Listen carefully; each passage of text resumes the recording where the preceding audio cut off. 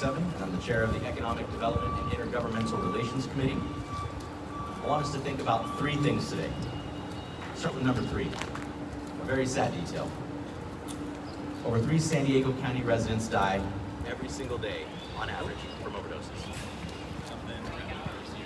Walter.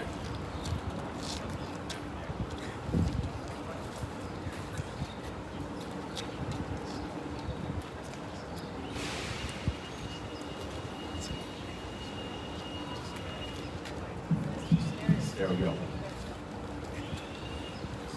Let me repeat that detail again because it's almost too sad to even believe. 3 San Diego County residents die every single day on average from overdoses. Sorry.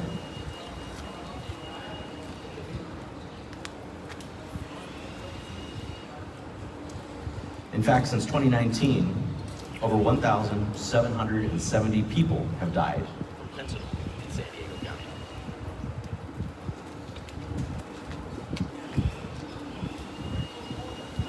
I know we have multiple microphones up here. If I keep going, will you all hear it? We're getting it. Very good. With 1,770 people having died from fentanyl in San Diego County since 2019, it seems like we all know someone. It could be a friend, or a neighbor, a family member of someone we work with, who's been touched in some way by this crisis. 2. That's an important number because currently there's only 2 Medi-Cal eligible detox beds in the city of San Diego. Far too few. And until recently, there weren't any at all. The new facility being announced by Father Joe's Villages today will increase that number of Medi-Cal eligible beds in San Diego County to 47. A jump of 2.5 times, over 2,000%, 22 times, 2,000% more than what we have right now. And 1. At the end of every day, every single person that's affected by our behavioral health crisis is somebody's neighbor or son, their daughter or brother, their sister, their colleague, their friend. And when telling the story of behavioral health, we must keep in mind that this crisis is not just numbers, it's not statistics, it's a human tragedy that affects every single neighborhood and every single family. My family knows this personally. In 2014, my brother Alex died from an opioid overdose. 10 years now. Think about it every single day, and every single day you hear the news, you have to revisit that memory. You have to revisit those times. And with that personal conviction, as the chair of Economic Development and Intergovernmental Relations, and representing District 7, where there are many overdoses and deaths as well, I decided that the traditional position of the city of San Diego that says Health and Human Services is some other branch of government's problem was just not going to sit well with me. So last year, I called on my colleagues to declare a behavioral health bed crisis in San Diego, which directed staff to explore ways that they could lower barriers for construction and permitting for behavioral health facilities in San Diego. And when we put that notice out, the very first call we got was from Father Joe's Villages and Deacon Jim Vargas. They told me, detox beds is where we can focus to help people now, right now, people who want help but can't find it. And so though the city of San Diego never traditionally handled mental health and substance abuse, it's always been at the county, or we asked for funding from the federal government, there was no more time for excuses. To unwind this deep crisis, every level of government has to do their part and not look to the other ones to say, it's up to you. Following the resolution of the behavioral health bed crisis last year, the city staff presented the Land Development Code update to City Council on July 1st, and thanks to the support of my City Council colleagues and incredible leadership from Councilmember Stephen Whitburn of District 3, we passed that update unanimously. And that marked the beginning of a new era for behavioral health in the city of San Diego. These changes are common sense. Really, streamlining permitting processes is the least we can do. And for behavioral health facilities, it means we can make them happen a lot quicker. That red tape that we got rid of, it essentially means we've removed the approval time process from years to a matter of months. That means that people who are waiting and knocking on doors saying, where is that detox bed for me? They're gonna get it a lot quicker. We've also removed the stigma from the permitting process for behavioral health facilities because we're not gonna treat them like there's something to be afraid of, but something that they should have been thought of always, a place where people get help. No different than a young child who's trying to be educated or a worker who's being trained for a job. A person who's seeking mental health support should be treated like everybody else who's trying to improve their life. So today, thanks to that recent update of the City Council, we stand at a pivotal moment. And right there at that pivotal moment was Father Joe's Villages. They've been a cornerstone of our community for decades and decades, and they've tirelessly supported people in need. Their efforts have helped thousands of people transition out of homelessness, and now with this update, they will now effectively serve more of our vulnerable population that is suffering from substance use disorder. You'll hear more from Deacon Jim Vargas in a few moments, but I want to say from the bottom of my heart, and really with a prayer of thanks, that Father Joe's Villages steps up again. They always have for our community, and Deacon Jim Vargas is the leader, and his entire team, medical staff, government relations staff, everybody in this organization is dedicated to helping people who are suffering from substance use disorder. And now we're about to have 45 additional detox beds that are going to be a game changer for San Diegans who need it for Medi-Cal.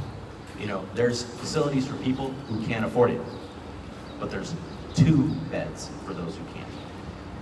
45 is going to make an enormous change. Widespread drug addiction is not a fate our community must accept. We have the power to change this and to help the people who are begging for help. Let's be very clear about this. There are thousands of San Diegans looking for a detox bed. There's thousands of parents who go to bed every night saying, if only I had the money to help my child go into that detox bed. Well, what we're saying is we're going to provide just a little more help right now and a lot more help moving into the future. We have the power to change this, and that's what we're doing. And with the passage of Prop 1 earlier this year, our state is boldly addressing the urgent need for high-need care.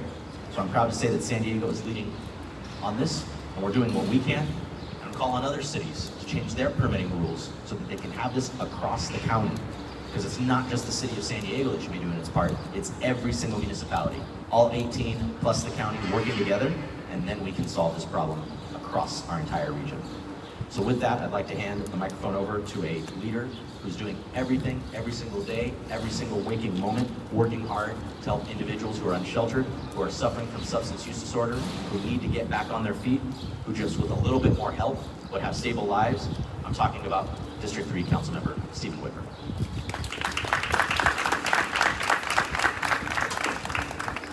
Thank you very much, Councilmember Campillo. Thank you for your leadership in addressing the homelessness crisis. And today is just another example of all you've done to help people get into a safer and healthier place. Thank you also for honoring your brother's memory by being such a powerful advocate for helping those who are struggling with addiction. I want to start by thanking Father Joe's Villages for being such a long-time partner in solving homelessness here in San Diego.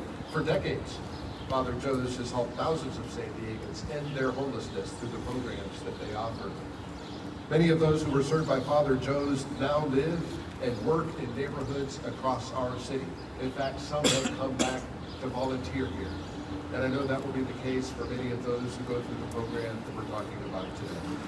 The journey back to a fulfilling life with secure housing is different for every person experiencing homelessness. For some, it is a solution to a short-term economic crisis that could be fixed in a few months' time. But for others, the crisis can be much more complex. Some of our unsheltered neighbors are coping with addictions, which can be incredibly difficult to address without the right type of help. And that is why I am very glad that Father Joe's Villages is stepping into this space, offering a new program to help people better overcome these challenges. I believe the changes in the Land Development Code that Councilmember Campillo led that allow this work to happen in places like Father Joe's will improve our neighborhoods across our city. When a person completes this program, the goal is that they will exit homelessness and never have to return to a shelter or back to the streets. That is good for the individual, it is good for our community, and this new program will move us one step closer to solving homelessness in our city. Thank you. Councilmember Campillo. Thank you, Councilmember Whitmer. Next up, I'd like to introduce a longtime hero of our entire region here in San Diego, Deacon Jim Vargas, the Executive Director and CEO of Father Joe's Villages.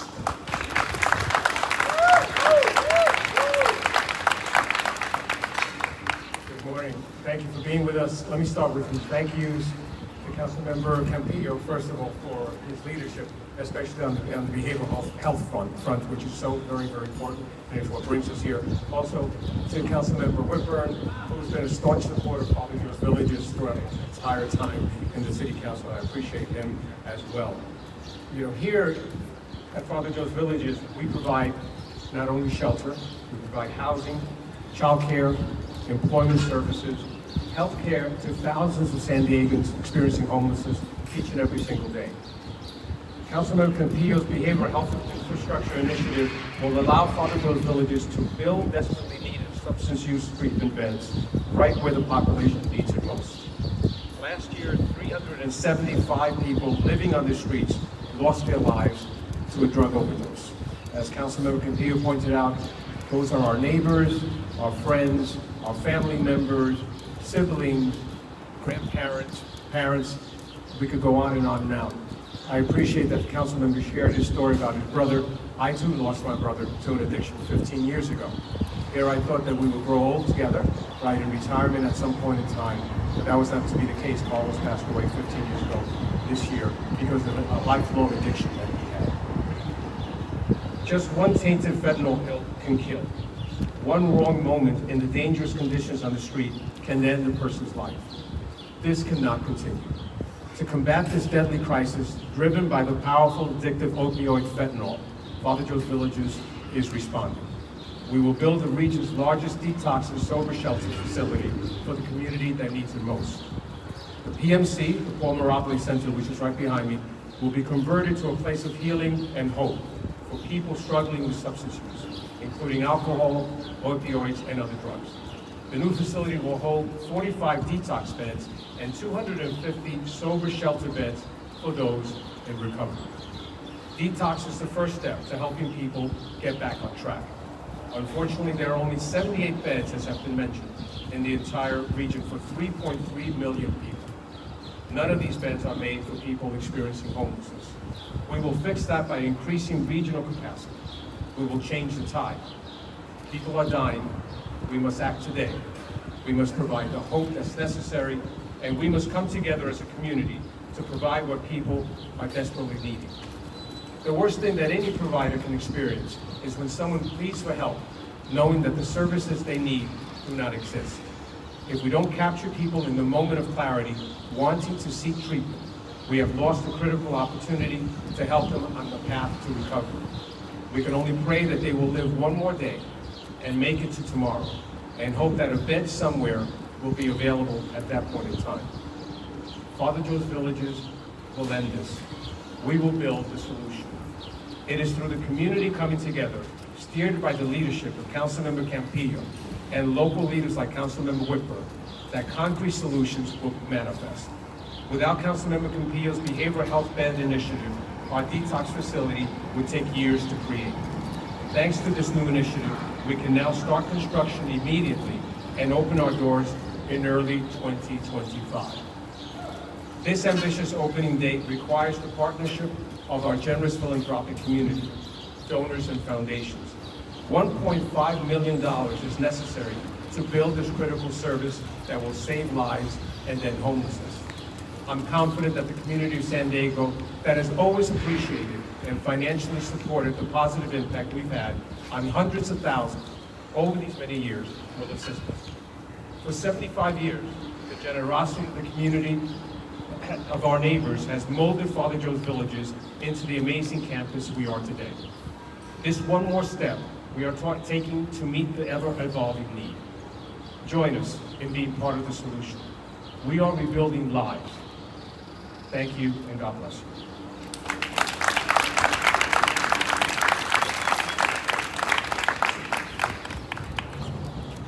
Thank you, Deacon Jim. I'd now like to introduce Marissa Moran, the Executive Director of the McAllister Institute, another behavioral health provider in San Diego for decades and decades in saving lives.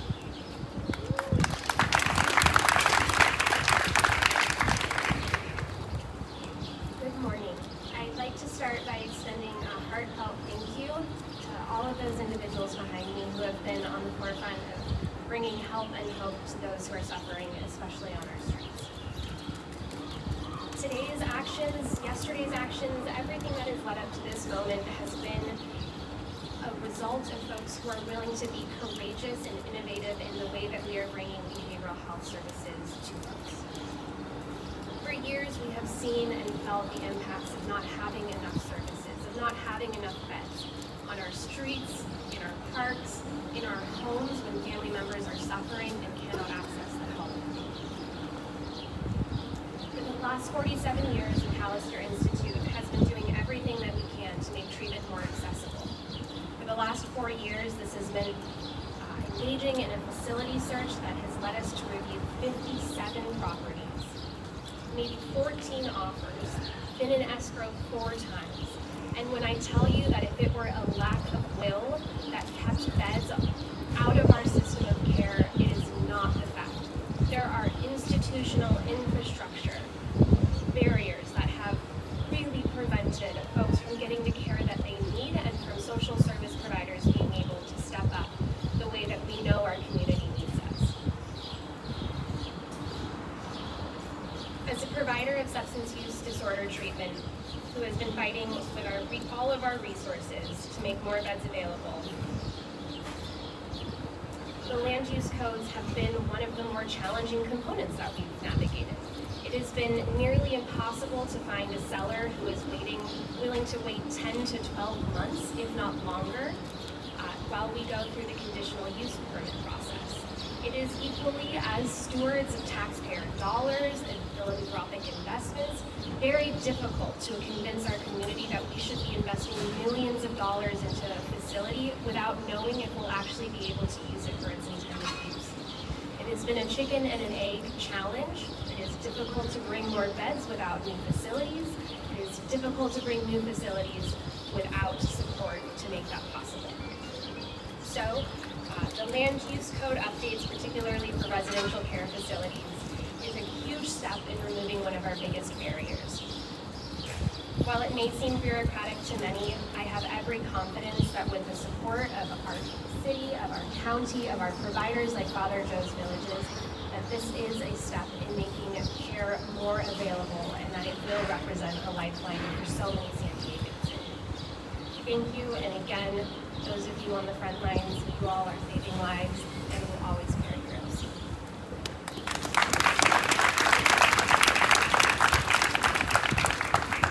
Thank you very much, Marissa. To wrap up the press conference, in the spirit of Comic-Con, which we just happened to have this last week, and we all saw the unveiling of Robert Downey Jr. as a new character. He famously suffered from drug addiction, and he's talked a lot about it. And one of the quotes he had about it, from his own suffering, was, remember that just because you hit bottom doesn't mean you need to stay there. I absolutely agree. Father Joe's Villages and Deacon Vargas agree, Councilmember Whitburn agrees, Marissa Varan and the McAllister Institute agrees, and we're all working towards that. Rock bottom doesn't have to be the end of the road because there is hope. We can recover, we can rebuild, and your elected leaders are looking for ways, small and large, to help you. The people that will one day use this facility, they are not weak people. It actually takes a lot of bravery and strength to go ask for that help, particularly when you've been turned away so many times. So whether you're withdrawing from drugs or you've been sober and you've been tempted again, whatever the spectrum of symptoms is, we want to help everyone who's looking for it. It's deeply painful, it can be uncomfortable, but we need the places where people who are seeking help. So to sign yourself up for recovery, that shows the level of willpower and courage that is beautiful and it's admirable. And as we stand here on the ground directly in front of the new facility, let us reflect on that bravery. Deacon Jim's a deacon. I'm a Catholic too. We talk about faith a lot. We pray that people will seek help here. Winston Churchill famously said, if you're going through hell, keep going. In closing, we have to also be clear that we must not just treat the symptoms of these crises, we must treat the cause. That means cracking down on illegal fentanyl dealers, holding them accountable for their harm. That means ramping up drug enforcement at our ports of entry to ensure that opioids are not flowing across our borders. That means ensuring that people have access before they have an addiction issue, that they have good health care before, that they're educated before, that teachers and doctors and everyone, and parents, most of all, know before an addiction crisis hits their family so they know how to attack it on day one. That's how you stop this before it starts. I'm happy to see that the Land Development Code update is already having such a quick effect, but we know that the work does not stop here. We're going to continue to work as hard as we can, whether it's District 7 residents, District 3 residents, all 9 districts. We're going to continue to work to lift people who need it the most. So thank you, and we are available for one-on-one interviews. Thanks so much.